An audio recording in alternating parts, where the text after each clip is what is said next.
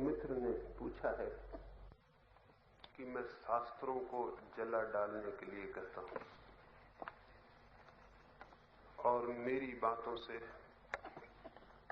कहीं थोड़े कम समझ लोग भ्रांत होकर भटक न जाएं।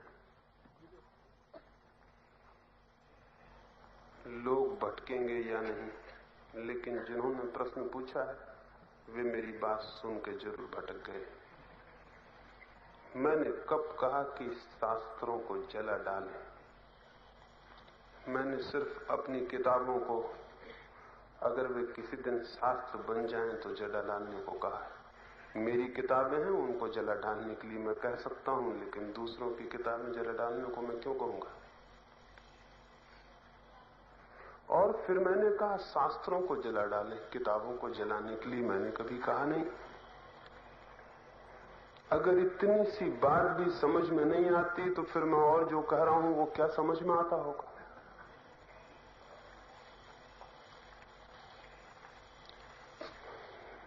मनुष्य के जीवन में शास्त्र न रह जाएं, जरूर मैं चाहता हूं, क्योंकि किसी भी किताब को शास्त्र कहना मनुष्य के सत्य की खोज को चोट पहुंचाना, बाधा पहुंचाना। लेकिन हम शायद सुनते नहीं, या सुनते हैं तो पूर्वग्रह से भरे हुए सुनते हैं। पहले से ही हमारा मन तैयार होता है। सुनते समय भी हम अपने मन में कुछ हिसाब किताब लगाते रहते हैं कि मैं क्या कह रहा हूं और क्या नहीं कह रहा हूं। शायद इसीलिए कठिनाई होती है समझने में, अन्यथा बातें बहुत सीधी और साफ हैं। सुनने के लिए मन साफ हो तो बातें बहुत सीधी और साफ हैं, और मन उलझा हुआ हो तो फिर चीजों के अर्थ, शब्दों के अर्थ बड़ी विकृत रूप ले लेते हैं। और ऐसे ही मन को लेकर आप शास्त्रों को भी पढ़ते होंगे। उनमें से भी जो अर्थ आप निकाल लेते होंगे वो अर्थ भी इतना ही विकृत होता होगा।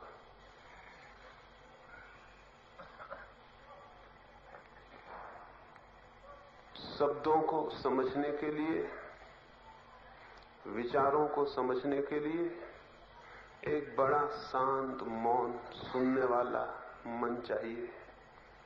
वो हमारे पास नहीं है। हम पहले से ही बहुत भरे हुए हैं। ऐसा प्रतीत होता है कि आप मुझे सुन रहे हैं। जरूरी नहीं है आप मुझे सुन रहे हो, आप अपने को ही अपने भीतर सुन रहे होंगे। मेरी बातें भी सुनाई पड़ती हैं बीच बीच में, फिर आप अपनी बातें सुनने लगते हैं, फिर मेरी बातें सुनाई पड़ती हैं, और इस सब में इतना घोलमेल, इतना कंफ्यूजन पैदा हो जाता है कि जो आप मुझसे पूछते हैं अच्छा होता है कि अपने से ही पूछ लेते, क्योंकि अक्सर जो बातें मैंने नहीं कही उन्हीं के बाबत प्रश्न पूछ लिए जाते हैं, या जो मैंने समझाया उसके ही बाबत फिर किसी दूसरी शक्ल में प्रश्न मौजूद हो जाता है। सिर्फ आप चुप बैठे हैं और मैं बोल रहा हूं इसलिए आप सुन रहे हैं, इस भ्रांति में मत पड़ जाना।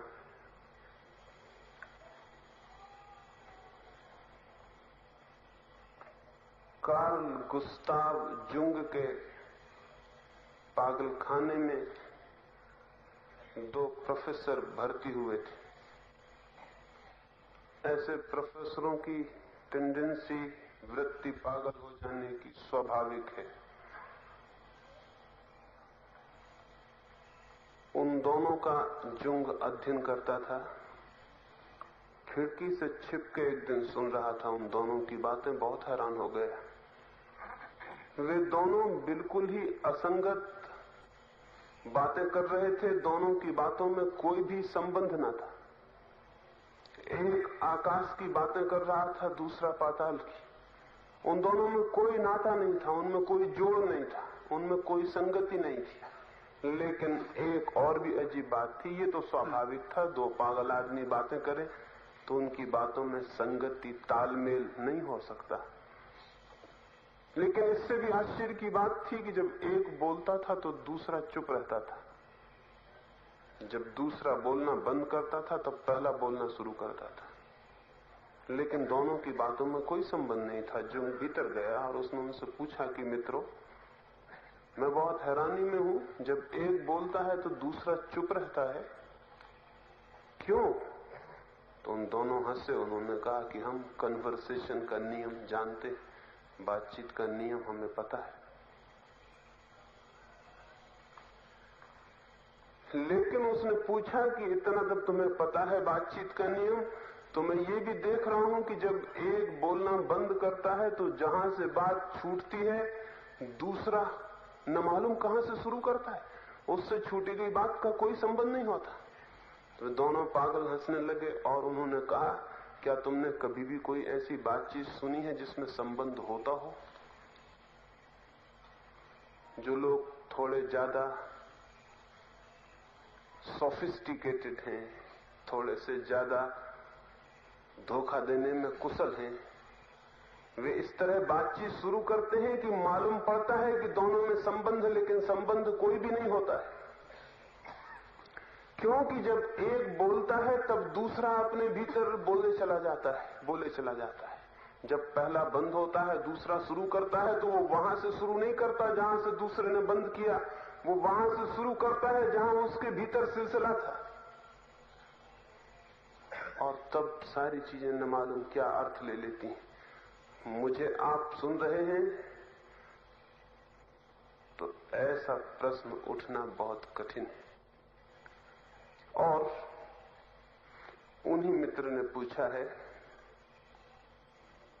कि आपकी बहुत सी बातें अनेक शास्त्रों से मिलती जुलती मालूम पड़ती हैं।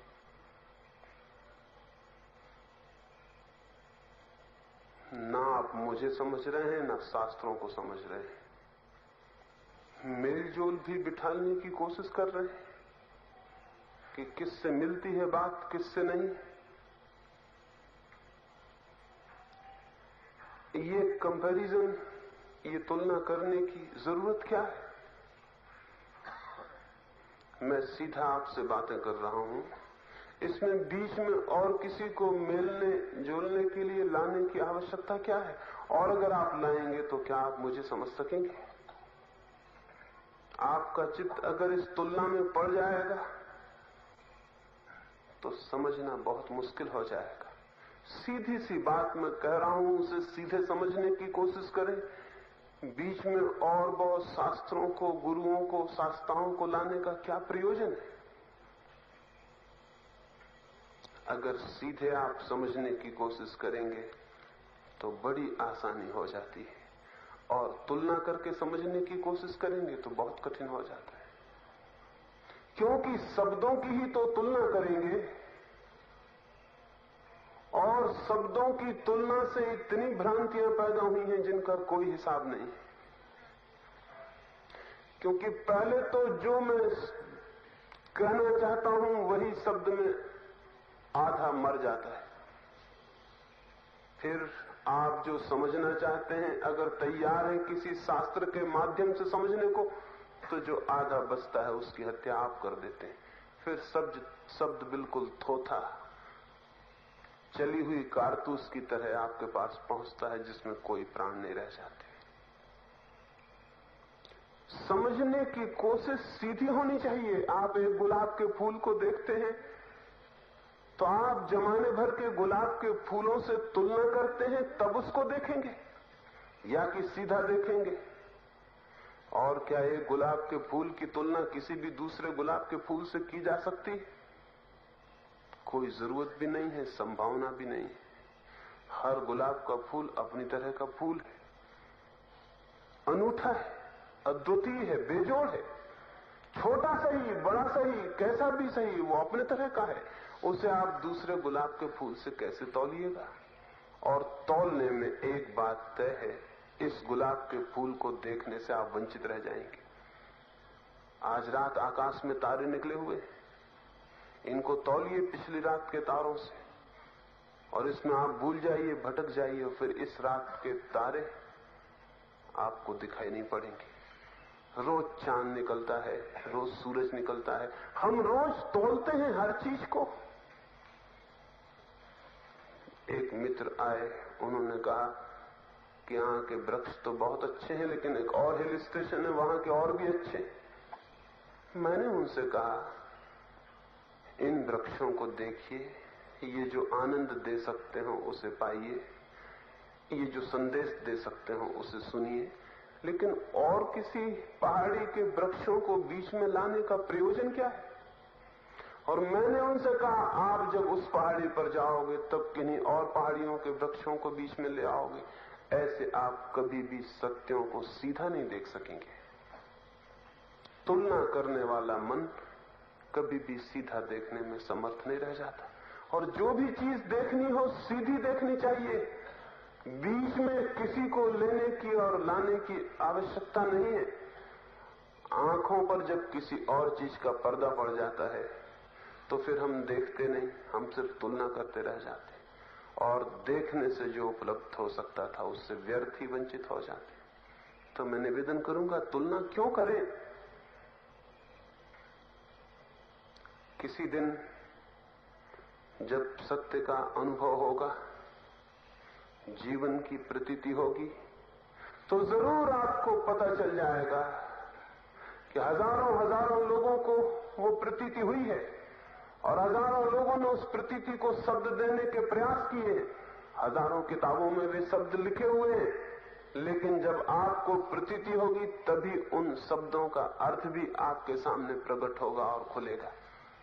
उस प्रतीति के पहले उन शब्दों को आप पकड़ लेंगे तो न तो अर्थ खुलेगा, न रहस्य खुलेगा उनका, बल्कि उन शब्दों के पकड़ लेने के कारण जो अनुभव आपको हो सकता था सीधा, इमीडिएट, प्रत्यक्ष, वो भी आपको नहीं हो सकेगा। शब्दों का एक रोग है हमारे मन को, हम उन्हें पकड़ के इकट्ठा कर लेते हैं। जैसे हम धन इकट्ठा करते हैं, ऐसे ही हम शब्द इकट्ठे कर लेते हैं, और जितने ज्यादा शब्द हमारे मन पे इकट्ठे हो जाते हैं उतना चीजों को सीधा देखना कठिन हो जाता है। एक फकीर था नसरुद्दीन, एक घर में नौकरी करता था। उस घर के मालिक ने दूसरे दिन ही उसे कहा कि तुम बहुत अजीब आदमी हो, 3 अंडे खरीद कर लाने थे, तुम 3 बार बाजार गए। 3 अंडे एक ही बार में लाए जा सकते हैं, 3 बार जाने की कोई जरूरत नहीं है। बात बिल्कुल सीधी और साफ थी कि 3 अंडे खरीदने हो तो वो 1 अंडा खरीद के लाया, उसको रख के फिर गया, फिर दूसरा खरीद के लाया, फिर तीसरा खरीद के लाया। तो उसके मालिक ने कहा, ऐसे काम नहीं चलेगा, 3 बार जाने की जरूरत न थी, 1 बार जाना काफी था। कोई उस नौकर ने कहा, आप निश्चिंत रहें, मैंने आपका शब्द समझ लिया, आगे ऐसा ही होगा। 8 दिन बाद उसका मालिक बीमार पड़ा। उसने कहा, जाओ वैद्य को बुला लाओ। वो वैद्य को भी बुलाया, लाया, और 8-10 आदमियों को और बुला लाया। उसके मालिक ने कहा, वैद्य तो ठीक है, लेकिन 8-10 आदमी कैसे? उसने कहा, मैंने सोचा कि वैद्य को ले चलूंगा, हाथ देखकर कहेगा फलानी दवा खरीद के लाओ। मैं ड्रगिस्ट को भी ले आया, एक केमिस्ट को भी ले लाया, दवा बेचने वाले को भी लाया। फिर मैंने सोचा दवा ने काम किया या न किया, आप बचे या न बचे, तो एक कब्र खोदने वालों को भी ले लाया। और आपने ही तो कहा था कि 3 अंडे 3 बार खरीदने जाने की कोई जरूरत नहीं है। शब्द को पकड़ लिया और फिर शब्द से ऐसा अर्थ भी निकल सकता है, कौन सी कठिनाई। मैंने कहा, मेरी किताबों को आग लगा देना अगर शास्त्र बन जाए। फौरन आप समझ गए कि मैंने कहा, जाओ शास्त्रों में आग लगा दो। 3 अंडे इकट्ठे खरीद लाए आप। थोड़ी भी तो समझ, थोड़ी भी तो सहानुभूति, थोड़ी भी तो सिंपैथेटिक अंडरस्टैंडिंग होनी चाहिए क्या मैं कह रहा हूं शब्दों के शरीर को पकड़ लेंगे या थोड़ा उनकी आत्मा में भी झांकने की कोशिश करेंगे? अगर आत्मा में झांकने की कोशिश करेंगे तो ऐसा नहीं दिखाई पड़ेगा कि मैं शास्त्रों का विरोधी हूं। शायद मुझसे ज्यादा मित्र उनका कोई भी नहीं। दुश्मन तो वे ही हैं जो उनको पकड़ के बैठ गए। उनके कारण ही शास्त्रों के भी प्राण निकल गए और पकड़ने वालों के भी प्राण निकल गए। आप शास्त्रों से मुक्त हो जाएं तो एक दूसरी घटना भी घटेगी, शास्त्र आपसे मुक्त हो जाएंगे। एक म्यूचुअल इम्प्रिजनमेंट चल रहा है। हम शास्त्रों को पकड़े हुए हैं, शास्त्र हमको पकड़े हुए हैं। न शास्त्र इधर हिल सकते हैं न हम। और फिर ऐसा जोर से पकड़ लिया है शब्दों को कि उनकी जान निकाल दी, उनकी गर्दन कस ली है बिल्कुल। इसलिए सुन नहीं पाते हैं क्योंकि शब्दों पर ऐसा आग्रह, ऐसा दुराग्रह पकड़ा हुआ है। देख नहीं पाते हैं शब्दों के पीछे शब्द इशारे हैं। अगर मैं चांद को उंगली बताऊं और कहूं ये चांद है, आप मेरी उंगली पकड़ लें कि कहां है। आपने उंगली बताई थी, उंगली में चांद कहां है? मैं भी मुश्किल में पड़ जाऊंगा और आप भी। मैं कहूंगा क्षमा करें, कृपा करें, मेरी उंगली छोड़ें। उंगली से चांद दिखाया था, उंगली चांद नहीं थी। कभी भूल के नहीं कहा था कि उंगली चांद है, कहा था कि इधर चांद है। आपको उंगली दिखाई पड़ी, चांद तक तो आंख उठाने की कोशिश न की, उंगली पकड़ ली। अब ऐसे ही हम सब उंगलियां पकड़े हुए हैं। शास्त्रों की भी, शास्त्राओं की भी। कोई भी कुछ कह रहा है तो हम उसकी उंगली जल्दी पकड़ने को तैयार है, लेकिन चांद की तरफ देखने की। और चांद की तरफ तभी देख सकेंगे जब उंगली को बिल्कुल छोड़ दें और भूल जाएं। उंगली पर आंख न रह जाए तो चांद दिखाई पड़ सकता है। तो मैं जो शब्दों का उपयोग कर रहा हूं बड़ी मजबूरी में, बड़ी हेल्पलेसनेस में, बड़ी असहाय अवस्था है शब्दों का उपयोग करने में। क्योंकि जो मैं कहना चाहता हूं वो शब्दों के बाहर,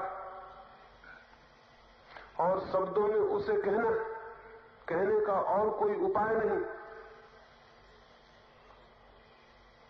तो अगर शब्द पकड़ लेंगे तो एक मजाक हो जाएगी और कुछ भी नहीं होगा। तो शब्द में जो इशारा, जो संकेत है, शब्द के पीछे छिपी हुई जो आकांक्षा है, शब्द के पीछे छिपी जो आत्मा है, उस पर एक सितार रखी हो और कोई समझ ले कि तार और ये सितार का सारा ढांचा और यंत्र यही संगीत है, तो भूल में पड़ जाएगा। न तो सितार का ढांचा संगीत है, न सितार के तार संगीत है। ढांचा और तार तो केवल एक इशारा बन जाते हैं किसी और चीज को जन्मने के लिए। संगीत कुछ और ही है। लेकिन अगर कोई सितार को ढोता फिरे दिन रात कि मैं संगीत का बड़ा प्रेमी हूं, तो वो गलती में हो गया। उसने शरीर को पकड़ लिया संगीत के, आत्मा पर उसका ख्याल न गया। ऐसे ही हम शब्दों को पकड़ लेते हैं। शब्दों के यांत्रिक रूप में, शब्दों के उपकरण में जिस तरफ इशारा था, जिस संगीत की तरफ, जिस सत्य की तरफ, उस पर हमारा ख्याल ही नहीं जाता। और फिर इन शब्दों की ही व्याख्या में हम लग जाते हैं।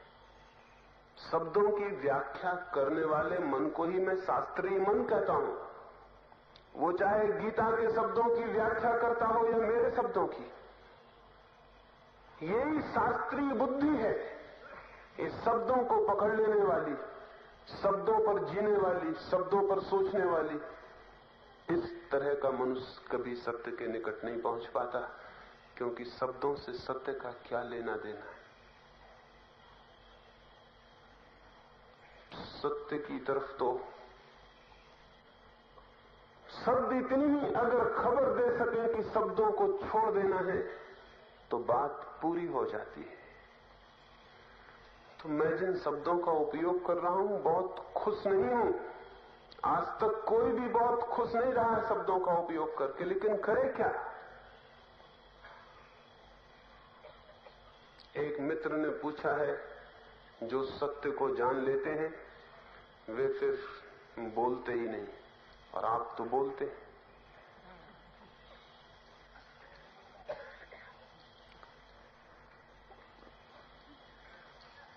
बड़ी मजेदार बात पूछी। तब तो उनके हिसाब से ही, और ये वही मित्र हैं जिनने पहले प्रश्न पूछे हैं शास्त्रों के पक्ष में, तो ये शास्त्र किसने बोले होंगे? सत्य को जानने वाले बोलते नहीं। तो ये बुद्ध, महावीर, कृष्ण और क्राइस्ट जो बोलते हैं, ये तो सत्य को जानने वाले रहे नहीं। फिर सत्य को न बोलने वाले का पता कैसे लगा आपको, और कहां से? क्योंकि वो कभी बोला नहीं, उसका पता आपको लग सकता नहीं। कैसे खबर मिली आपको? क्या किसी आदमी को गूंगा देख के आप समझ लेंगे कि ये सत्य को उपलब्ध हो गया है? क्या किसी आदमी को चुपचाप बैठे देख के समझ लेंगे कि सत्य को उपलब्ध हो गया है? तब तो बड़ी आसान बात है।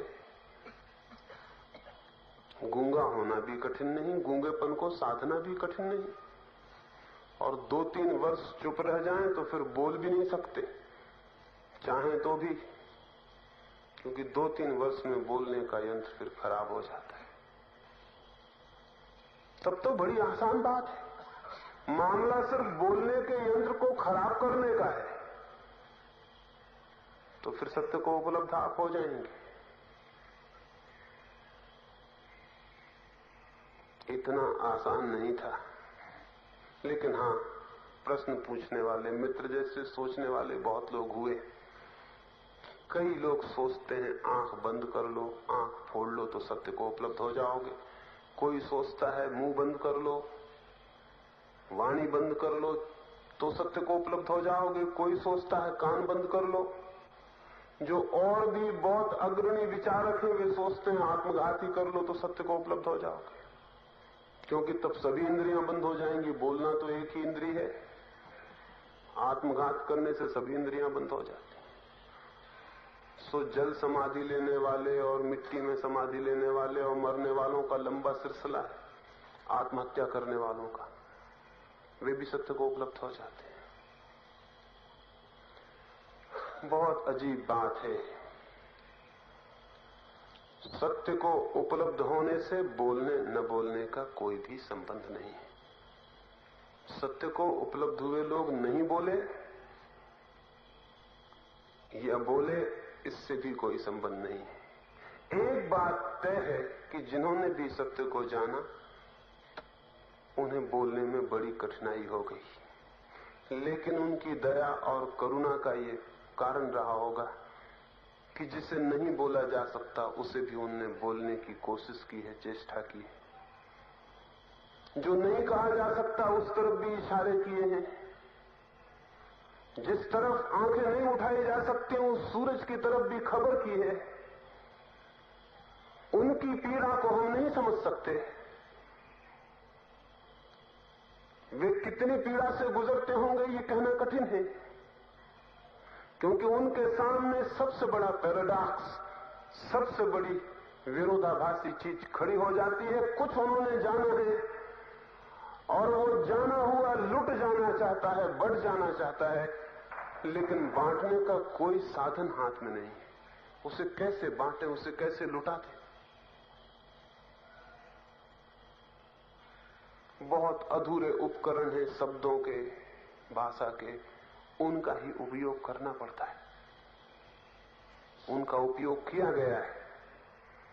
जो सत्य को जानता है वो बोलता नहीं, फिजूल की बात है। लेकिन जो सत्य को जानता है वो जानता है ये भी कि जो मैंने जाना है वो बोला नहीं जा सकता है, लेकिन फिर भी बोलने का हजारों वर्ष से उपक्रम चलता है। कोई करुणा है सत्य के जानने के साथ ही, कोई प्रेम है जो बढ़ जाना चाहता है, कोई चीज भीतर जन्मती है वो बिखर जाना चाहती, फैल जाना चाहती है। जैसे फूल खिलता है तो उसकी सुगंध हवाओं में लुट जाना चाहती है, दिया जलता है तो उसकी किरणें अंधेरे में दूर की यात्रा पर निकल जाती हैं। जब किसी प्राण में सत्य का दिया जलता या सत्य का फूल खिलता, तब सत्य की किरणें और सत्य की सुगंध भी अनेक अनेक रूपों में बिखर जाना चाहती है, फैल जाना चाहती है। जिस जीवन में भी सत्य आया हो वो हजार हजार रूपों में प्रकट होना चाहता है। शब्द भी, चित्र भी, रंग भी, काव्य भी, न मालूम किन किन रूपों में वो प्रकट होना चाहता है, बढ़ जाना चाहता है। जब भी आनंद उपलब्ध होता है तो वो बंटना चाहता है। दुख और आनंद में यही फर्क है। दुख उपलब्ध होता है तो सिकुड़ता है आदमी, बंद होता है, अपने में क्लोज होता है। जब आप दुखी होते हैं तो आप द्वार बंद करके एक कोने में बैठ जाना चाहते हैं, नहीं चाहते कोई आए, कोई बोले, कोई मिले। दुख सिकुड़ता है। जब बहुत दुखी होते हैं तो नशा पी के बंद हो जाना चाहते हैं कि किसी का मुझे पता ही ना रहे कि कोई है। और भी ज्यादा दुखी होते हैं, आत्महत्या कर लेते हैं, क्योंकि मर जाने से फिर किसी से कोई संबंध नहीं रह जाएगा। लेकिन जब आनंद उपलब्ध होता है तब किसी आदमी को बंद कमरे में बैठे देखा है? जब आनंद उपलब्ध होता है तो वो खोजने निकलता है, किसको दे दूं, कोई मिल जाए जिससे मैं शेयर कर लूं, जिसको भागीदार बना लूं।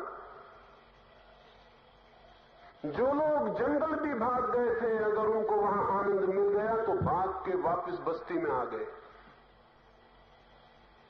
महावीर जंगल में थे, बुद्ध जंगल में थे, फिर लौट के बस्ती में कैसे आ गए? कौन खींच लाया?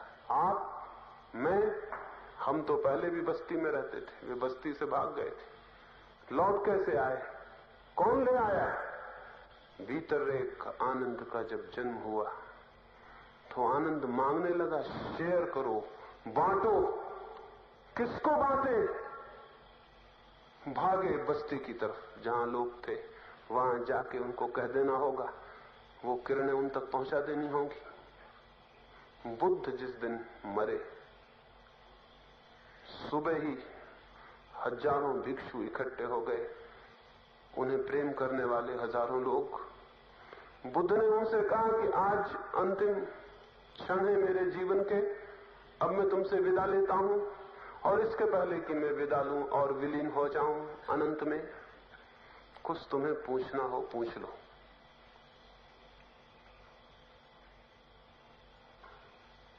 वे सारे भिक्षु, वे सारे उन्हें प्रेम करने वाले लोग, उनकी आंखें आंसुओं से भरी हैं। उन्हें कोई प्रश्न नहीं सूझता। वे कहते हैं, बहुत आपने दिया, बहुत आपने बांटा, कुछ अब हमें और नहीं पूछना, सब आपने बताया है।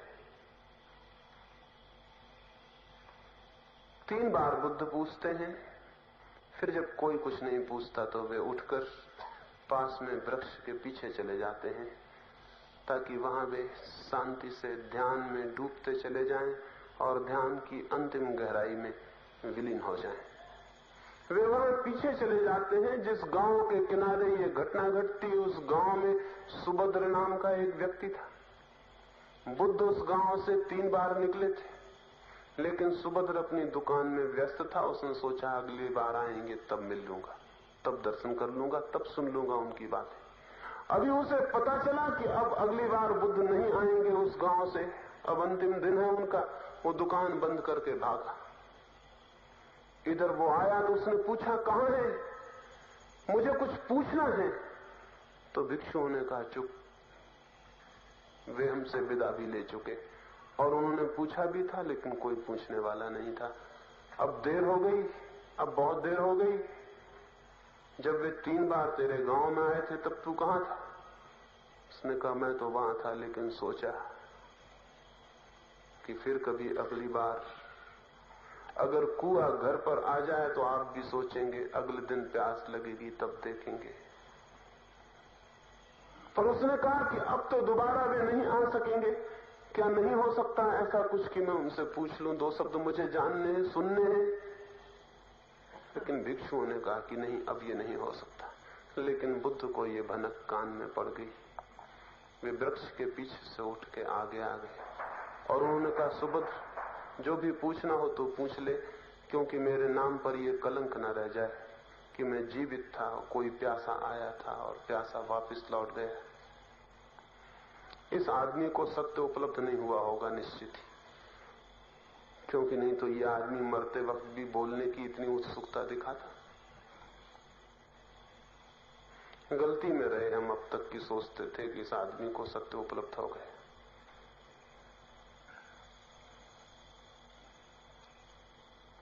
लेकिन सत्य तो उपलब्ध होता है हजारों लोगों को, हुआ है, होगा। वे अपनी अपनी सामर्थ्य से चेष्टा करते हैं उसे बांट देने की। लेकिन जब हम उनके शब्दों को पकड़ के सोच लेते हैं कि सत्य मिल गया, तो भूल हो जाती है। यही शास्त्र पकड़ने की भूल है।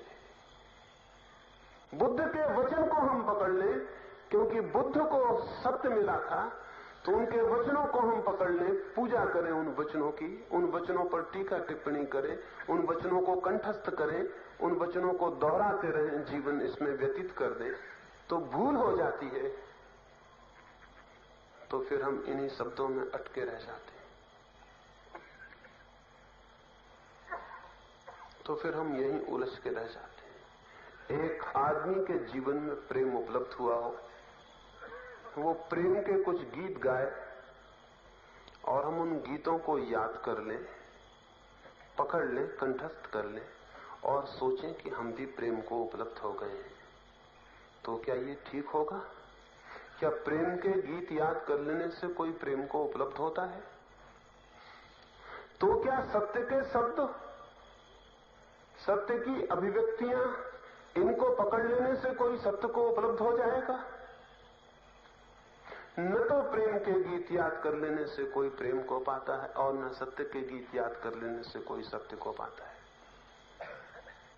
लेकिन जिसके जीवन में प्रेम आया था, हो सकता है गीतों में प्रेम बहा हो, उसने अपनी तरफ से गीतों में प्रेम का दान किया हो, उसने जो जाना था, उसने जो जिया था, वो बहा हो, उससे जरूर बहा था।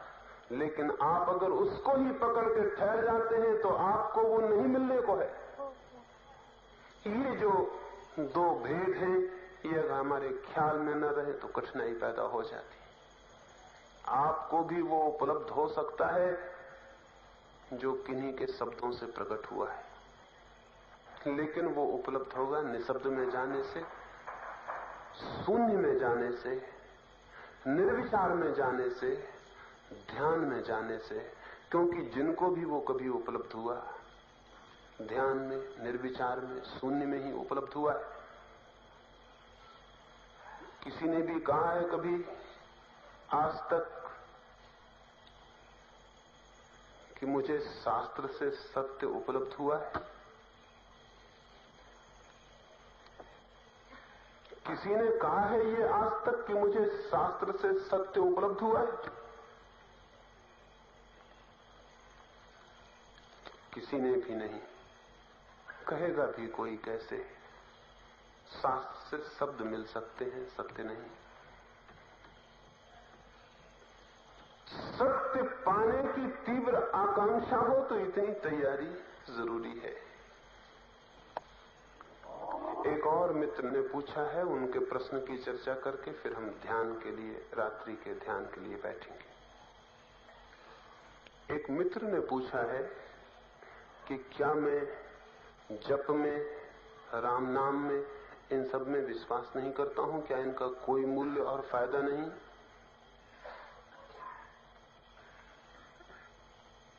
एक और ने पूछा है, क्या एकाग्रता और ध्यान एक ही चीजें नहीं है? थोड़ा इन पर चर्चा कर लें, उससे ध्यान को भी समझने में सुविधा होगी, फिर हम ध्यान के लिए बैठेंगे। पहली बात, ध्यान और एकाग्रता एक ही बात नहीं, दोनों बड़ी भिन्न बातें हैं। एकाग्रता आत्म सम्मोहन की विधि है, सेल्फ हिप्नोसिस की, ऑटो हिप्नोसिस की, खुद को मूर्छित कर लेने का उपाय है। एकाग्रता, कंसंट्रेशन, खुद को मूर्छित कर लेने की विधि। ध्यान आत्मज्ञान की विधि है। ध्यान है आत्मज्ञान की विधि और एकाग्रता है आत्ममूर्छा की। एकाग्रता है स्वयं को भूल जाने की विधि, ध्यान है स्वयं को जान लेने की।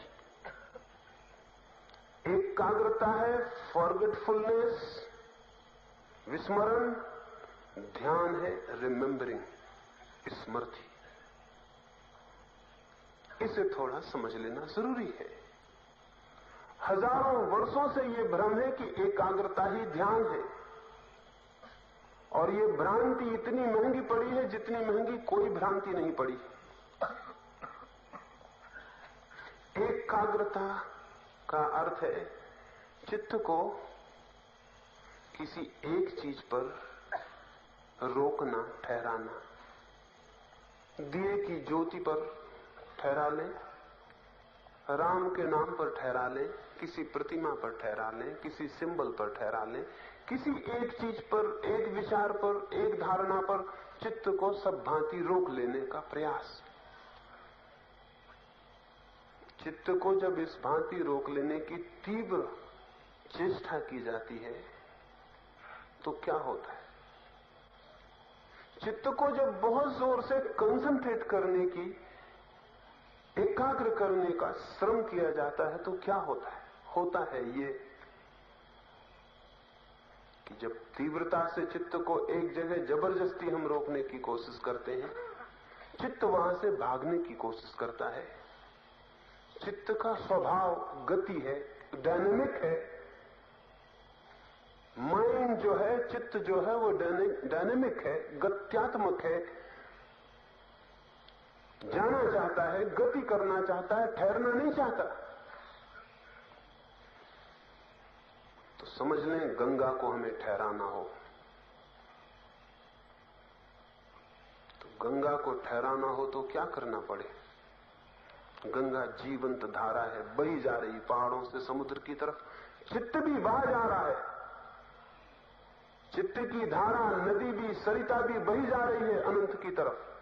हम उसे रोक लेना चाहते हैं, ठहरा लेना चाहते हैं। तो एक ही रास्ता है,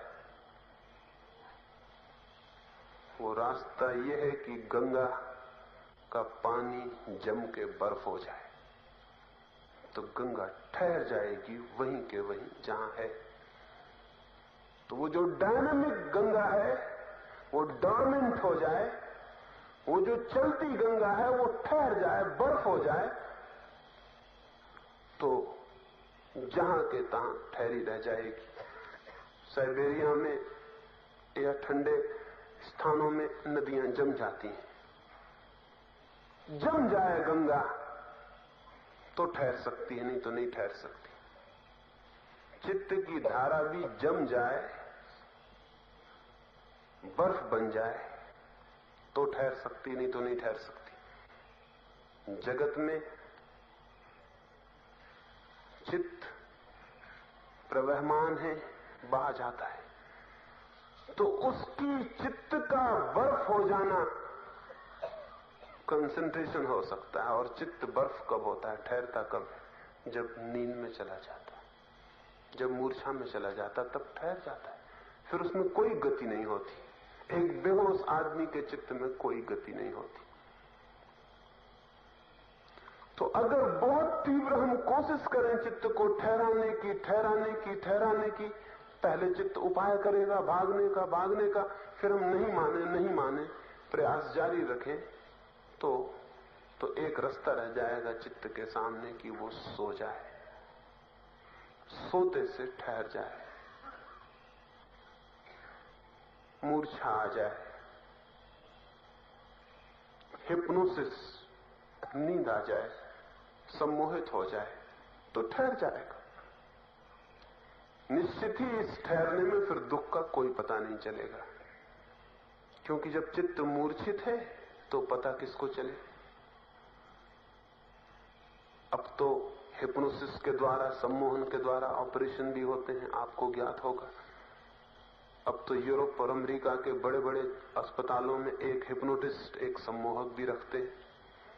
अब बड़े सफल हुए प्रयोग, एक आदमी को बेहोश कर देते हैं कंसंट्रेशन के द्वारा, एकाग्रता के द्वारा। उस आदमी को कहते हैं अपनी आंख को इस प्रकाश पर लगाओ।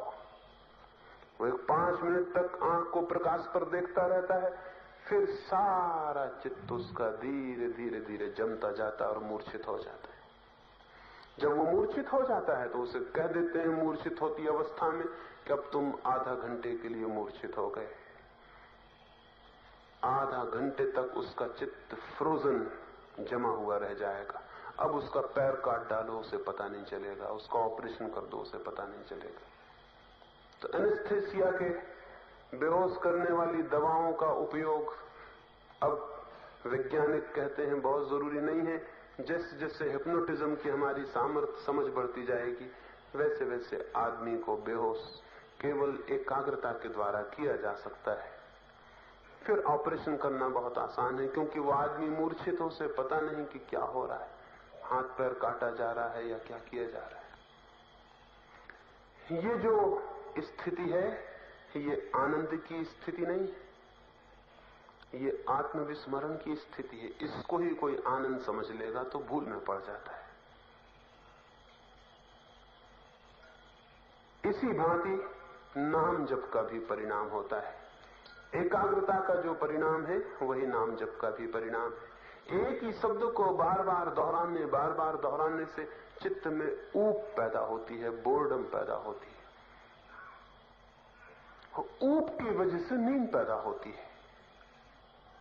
तो चाहे एकाग्रता से नींद ले आए और चाहे ऊब से, अगर आप यहां ऊब जाएं मेरी बातों से तो आप पाएंगे आपको नींद आनी शुरू हो गई। बोर्डम नींद ले आती है। इसलिए मंदिरों में लोग अक्सर सोए हुए नजर आते हैं, धर्म सभाओं में लोग सोए हुए मिलेंगे, क्योंकि वही बातें, वही राम की कथा बहुत बार सुनी जा चुकी है। उससे ऊब पैदा होती है, ऊब पैदा होने से नींद आ जाती है।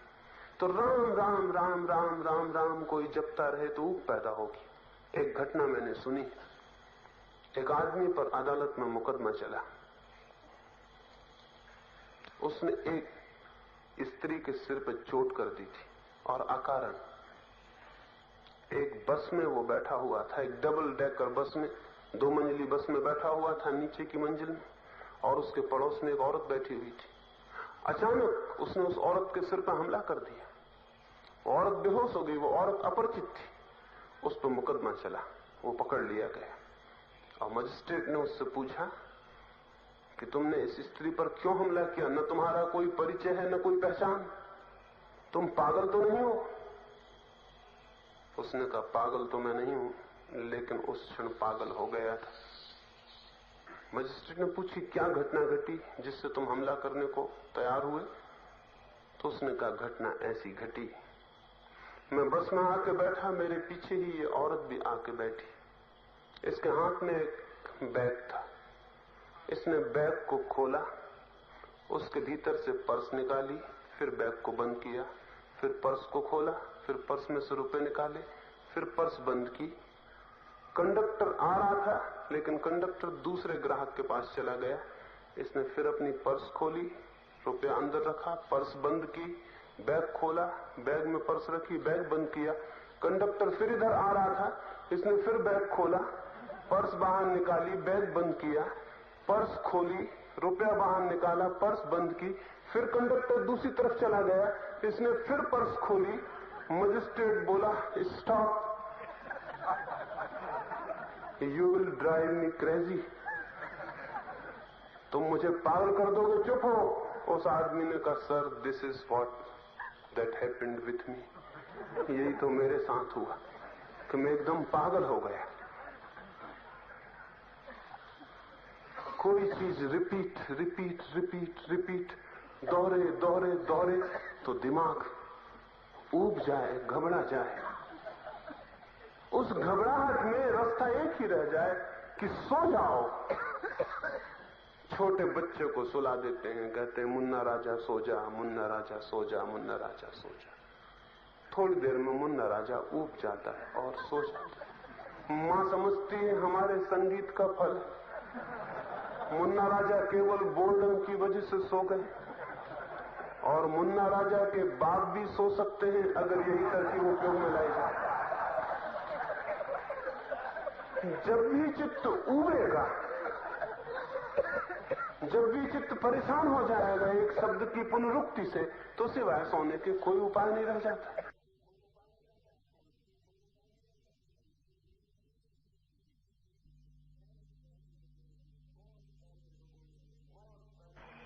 बहुत पहले लोगों ने ये तरकीब खोज ली थी, एक शब्द को पकड़ लो, दोहराए चले जाओ, ओम ओम ओम, दोहराए चले जाओ, राम राम राम, कोई भी शब्द, अल्लाह अल्लाह, सभी शब्द समान है, कोई भी शब्द दोहराए चले जाओ, दोहराते जाओ दोहराते जाओ। खुद का मन बेचैन हो जाएगा, ऊब जाएगा, घबरा जाएगा। घबराहट में एक ही रास्ता रह जाएगा कि सो जाओ तो छुटकारा हो जाए इस परेशानी से। इस रिपीटिशन से मुक्ति का एक ही रास्ता है। कोई दूसरा कर रहा हो तो आप भाग के चले जाएंगे, खुद ही कर रहे हैं तो भागेंगे कहां? अगर दूसरा राम राम जप रहा हो तो हम अपने कान बंद कर लें, दूसरा राम राम जप रहा हो हम अपना रेडियो खोल लें, दूसरा राम राम जपता हो हम वो जगह छोड़ दें। लेकिन जब हम खुद ही जप रहे हो तो हमारा मन क्या करे, कहां जाए?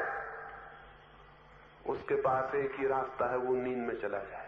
ये नींद में चले जाना बचाव का उपाय है और कुछ भी नहीं। मन को परेशान करेंगे, मन बचना चाहेगा, आत्मरक्षा में मन सो जाएगा। ये सेल्फ डिफेंस है और कुछ नहीं।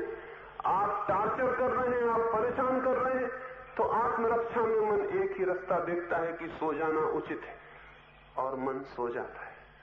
इस सोने में एक तरह का सुख मिलता है, और वो सुख यही है कि हमें दुखों का कोई पता नहीं चलता। जब हम बाहर आते हैं तो इतनी देर के लिए जो नींद पैदा हो गई, जो अपने हाथ से पैदा की गई नींद थी, उस नींद के बाद थोड़ी सी राहत मिलती है, थोड़ा हल्का अच्छा लगता है। और वो हल्का लगने की वजह से फिर हम सोचते हैं दोबारा जाएं, तिबारा जाएं। फिर ये एक माइंड की हैबिट, एक आदत बन जाती। फिर रोज रोज मन मांग करता है, जिससे मांग सिगरेट की करता है, चाय की करता है, वैसे ही वो कहता है राम राम जपो, क्योंकि उससे थोड़ी सी राहत मिलती। और जिस दिन राम राम नहीं जपते, उस दिन ऐसा लगता है कि जैसे कोई काम छूट गया। जैसे सिगरेट नहीं पी आज तो लगता है कुछ खाली जगह रह गई, ऐसा उससे भी लगता है। ये दोनों एक सी आदतें हैं, इनमें कोई भी फर्क नहीं।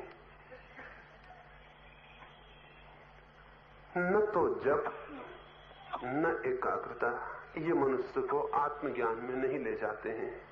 आत्मज्ञान में तो ले जाता है ध्यान, और ध्यान का अर्थ है परिपूर्ण चैतन्य, जागरूकता, कॉन्शसनेस। बेहोशी नहीं, नींद नहीं, होश। जितना ज्यादा मेरे भीतर जागरूक होता जाए चैतन्य, जितना अलर्ट, जितना अवेयर, जितना बोधपूर्ण, उतना मेरे भीतर क्या है उसकी जानने की दिशा, जानने की सामर्थ्य, जानने की पात्रता मुझे उपलब्ध होती चली जाती है। इतना जाग जाना है भीतर कि भीतर एक कोना भी न रह जाए अनजाना, अपरिचित, भीतर एक अंधेरे का कण भी न रह जाए। इतना जाग जाना है कि सब हो जाए आलोकित, सब भीतर प्रकाश से भर जाए, होश से भर जाए। एक एक कोना मेरे चित्त का मुझसे परिचित हो जाए। जिस दिन टोटल माइंड, जिस दिन पूरा चित्त जान लिया जाता है, सिर्फ कॉन्शियस माइंड नहीं, टोटल, सिर्फ चेतन मन नहीं, अचेतन भी, वो जो छिपा है अनकॉन्शियस, वो भी। जिस दिन पूरा मन जिस दिन जान लिया जाता है, उस दिन जीवन के सारे रहस्यों के द्वार खुल जाते हैं। पूरे मन के प्रति जाग जाना और जान लिया जाना पूरे मन का ध्यान है। तो ध्यान तो सोने की तरकीब नहीं है, जागने की तरकीब है। और एकाग्रता और नाम जप इत्यादि सोने की तरकीबें, जागने की नहीं। इसलिए जिन कौमों ने इस तरह की सोने की विधियों का उपयोग किया, उनके पूरे प्राण धीरे धीरे सुस्त होकर सो गए। उनके जीवन में जागरण की प्रफुल्लता, जागरण की ऊर्जा और शक्ति दिखाई पड़नी बंद हो गई। वे सो गए। उनके जीवन में क्रांति और परिवर्तन विलीन हो गया, क्योंकि क्रांति और परिवर्तन होता है उसके जीवन में जो जागा हुआ है। जो सोया हुआ है वो क्या क्रांति और परिवर्तन करेगा? जो आदमी सोया हुआ उसके घर में आग लग जाए तो भी वो उठ के नहीं आएगा। जो आदमी जागा हुआ है, घर में आग लगे तो उसको बदलने की कोशिश करेगा। आदमी के घर में कितनी आग लगी हुई है इसका कुछ पता है? आदमी निरंतर आग के भीतर जी रहा है, इसका कुछ पता है? आदमी के जीवन में कितनी दीनता, कितनी दरिद्रता, कितना दुख है, इसका कुछ पता है? लेकिन हम सो रहे, तो पता कैसे हो? अगर आदमी जागा हुआ होता तो दुनिया बिल्कुल दूसरी हो जाती। इस दुनिया में युद्धों के होने की जरूरत न रह जाती। इस दुनिया में रोज हत्याएं, कत्ल होने की जरूरत न रह जाती। इस दुनिया में आदमी इतना दुखी न होता कि शराब पिए, नशा करे, अपने को भूले। आदमी इतना दीनहीन, इतना दरिद्र, इतना पीड़ित न होता। ये दुनिया बिल्कुल दूसरी दुनिया हो सकती थी।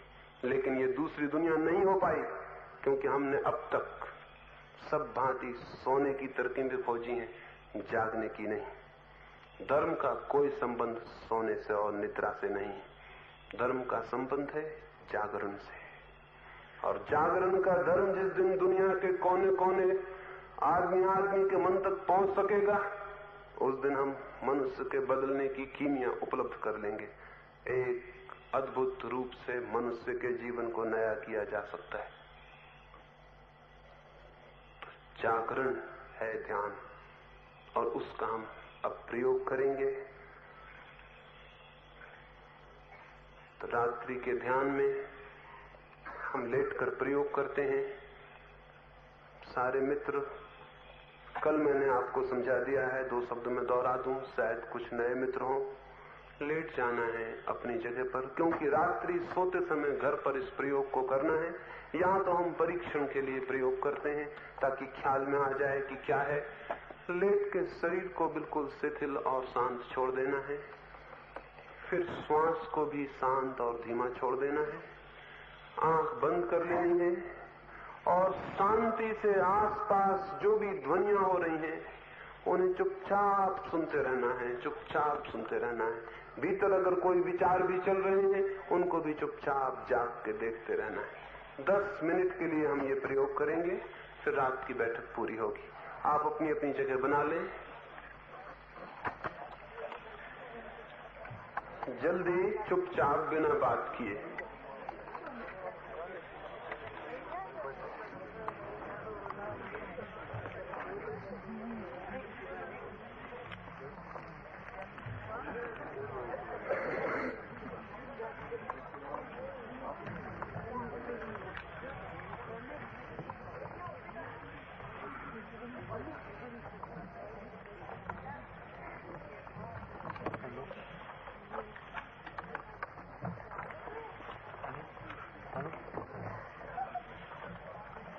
ठीक से अपनी जगह बना लें, कोई किसी को छूता हुआ ना हो, और ध्यान रखें कोई किसी के लिए बाधा ना बने।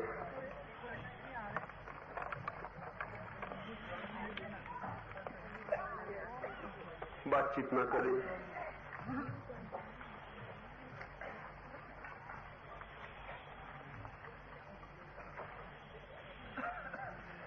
ठीक है, जो लोग बैठे हैं वो चुपचाप रहेंगे, किसी को उनसे बाधा ना हो। अब ये प्रकाश बुझा दिया जाएगा।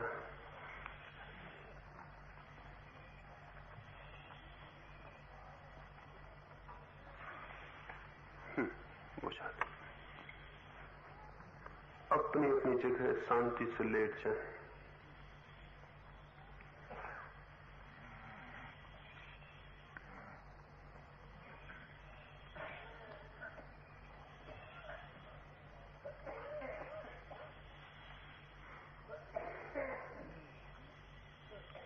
इस सन्नाटे भरी रात का पूरा उपयोग करें। इस मौके का पूरा अनुभव लें। शरीर को बिल्कुल ढीला छोड़ दें, जैसे उसमें कोई प्राण ना हो। बिल्कुल ढीला छोड़ दें।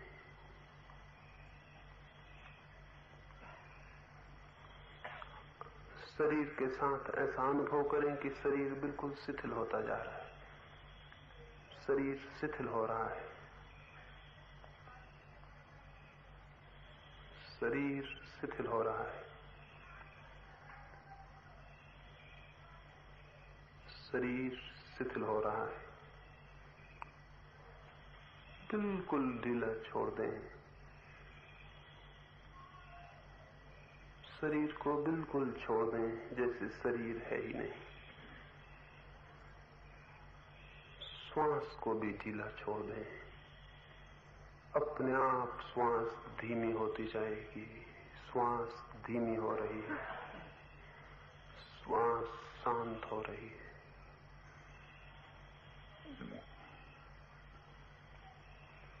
श्वास शांत हो रही है।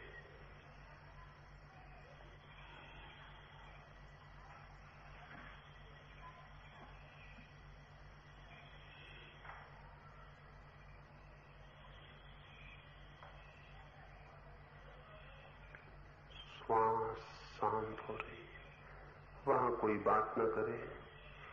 श्वास शांत हो रही है।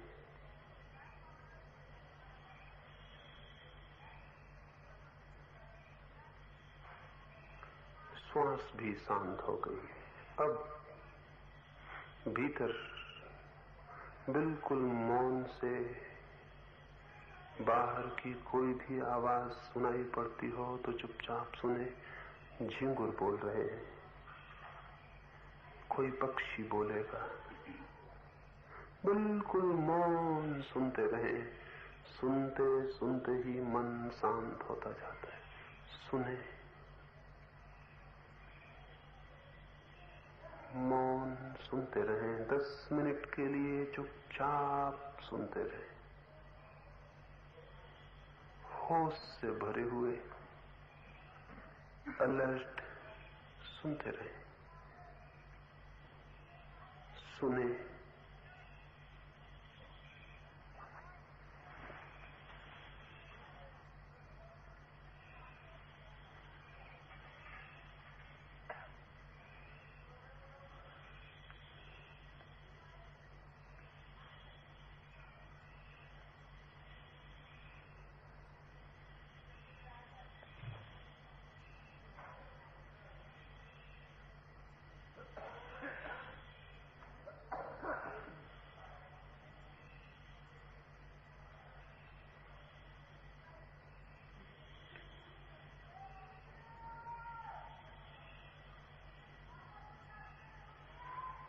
रात्रि के सन्नाटे को सुनते रहें। सुनते सुनते मन शांत होता जाता है। सुनते सुनते मन शून्य हो जाता है। एक शून्य भीतर पैदा हो जाएगा। सुने।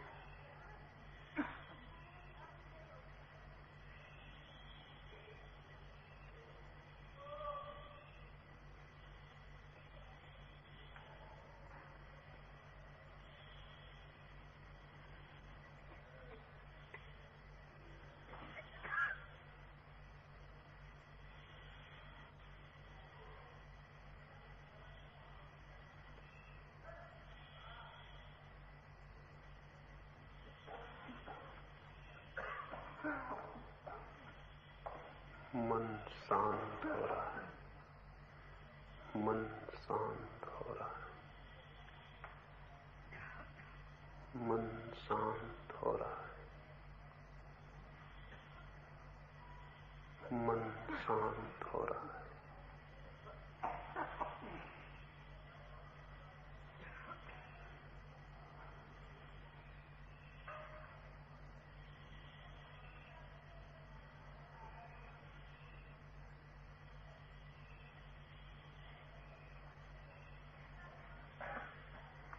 मन शांत हो रहा है।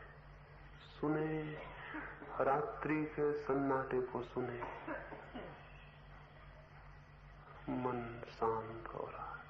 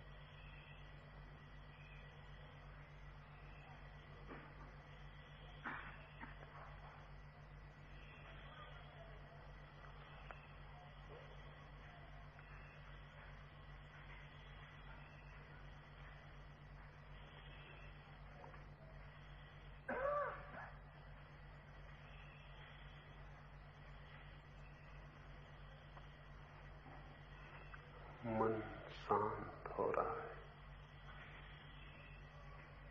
मन बिल्कुल शांत हो रहा है।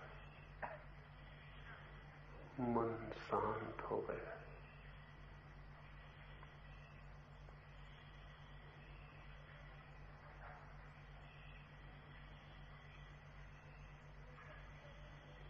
मन शांत हो गया।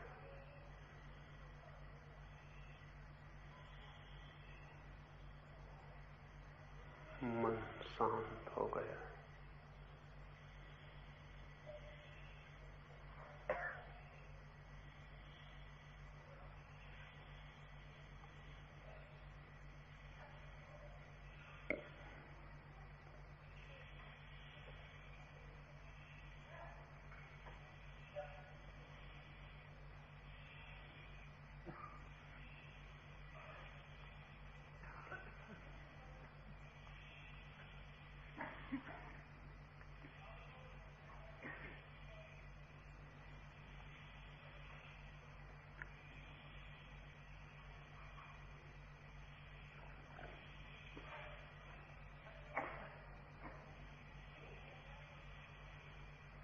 मन एक अपूर्व शांति में पहुंच गया। अनुभव करें,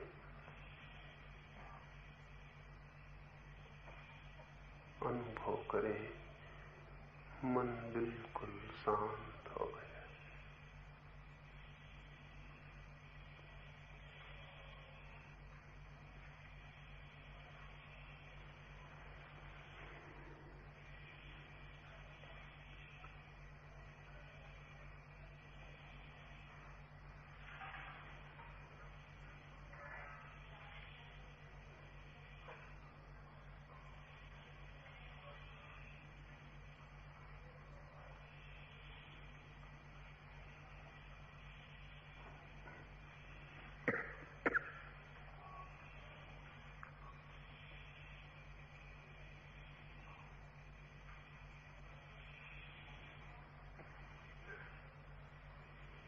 मन शांत हो गया है, बिल्कुल शांत।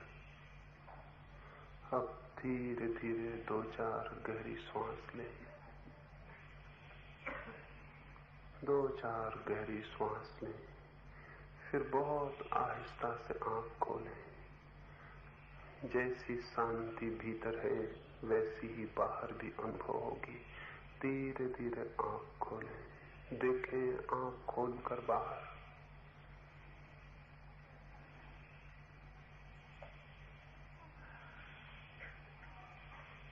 फिर आहिस्ता से बहुत धीरे धीरे उठाएं। उठ के चुपचाप बिना बात किए अपनी जगह पर बैठ जाएं। धीरे धीरे